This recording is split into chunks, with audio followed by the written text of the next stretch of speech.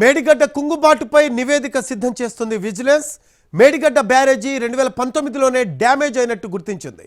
అంతేకాదు ప్రాజెక్టులో చాలా రికార్డులు కూడా మాయమయ్యాయని, తనిఖీ చేసిన నివేదికలు కూడా లేవని తెలిపింది.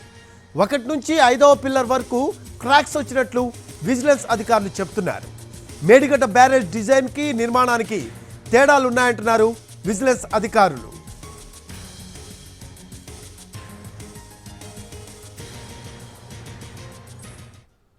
దీనికి సంబంధించిన లేటెస్ట్ అప్డేట్స్ అందించడానికి మా కరెస్పాండెంట్ చారి ఫోన్ లైన్లో అందుబాటులో ఉన్నారు. చారి, మేడిగడ్డ కుంగుబాటుపై నివేదిక సిద్ధం చేస్తున్నట్టు తెలుస్తోంది విజిలెన్స్ అధికారి. దీనికి సంబంధించిన లేటెస్ట్ అప్డేట్స్ ఏంటి? మేడిగడ్డకి సంబంధించి ప్రభుత్వం విజిలెన్స్ విచారణకు ఆదేశించింది. ఈ విచారణ కొనసాగుతుంది. ప్రధానంగా 2-3 వింగ్స్ గా ఏర్పాటు అయ్యాయి. విజిలెన్స్ కు సంబంధించినటువంటి నిర్మాణంలో జరిగినటువంటి లోపాలు, ఆర్థిక లావాదేవీలకు సంబంధించినటువంటి అంశాలు, వీటన్నింటినీ వేరువేరుగా నివేదించాలనేది విజిలెన్స్ నిర్ణయించుకుంది. దాంట్లో ప్రస్తుతానికైతే మేడిగడ్డ నిర్మాణానికి సంబంధించినటువంటి అంశం మీదనే ఎక్కువ దృష్టి సారించింది. ఇప్పటి వరకు ఒక నిర్ణయానికి అయితే వచ్చింది. మేడిగడ్డ బ్యారేజ్ మొన్న వచ్చినటువంటి వరదల కంటే 2019లో కూడా దీంట్లో డ్యామేజ్ జరిగిందనేటువంటి అంశాన్ని కూడా గుర్తించింది. ఎల్ఎన్టీ కంపెనీ అప్పుడు రిపేర్ చేయండి అని కూడా ప్రాజెక్ట్ అథారిటీ కోరినట్టు కూడా విజిలెన్స్ విచారణలో తేలింది. అయితే ఈ ప్రాజెక్ట్ కి సంబంధించినటువంటి అనేక రికార్డులు కూడా మాయమయ్యాయని, తారుమారయ్యాయనేటువంటి అంశాలన్నింటినీ కూడా గుర్తించింది విజిలెన్స్. దీంట్లో నిర్మాణానికి సంబంధించినటువంటి అంశాల్లో కూడా 1వ పిల్లర్ నుంచి 5వ పిల్లర్ లో కూడా క్రాక్స్ వచ్చాయనేటువంటిది ప్రైమరీగా గుర్తించారు.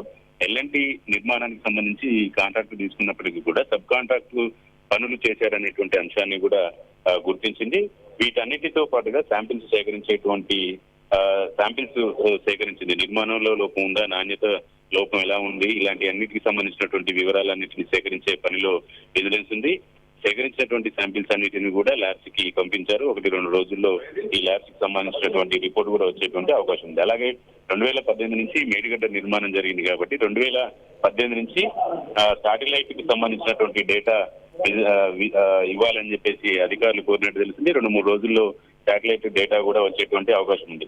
ఓవరాల్ గా మానవ తప్పిదం వల్లనే ఈ డ్యామేజ్ జరిగిందనేటువంటి అంశానికి కన్ఫైన్ అయింది.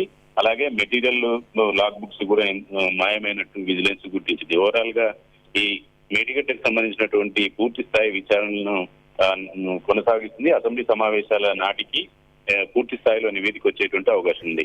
డిజైన్ లో లోపం ఉంది, అలాగే నాణ్యతలో లోపం ఉంది, మెయింటెనెన్స్ లో కూడా లోపం ఉన్నట్టు పూర్తి స్థాయిలో విజిలెన్స్ గుర్తించినట్టు మనకు సమాచారం ఉంది. Right, thanks for updates Chari.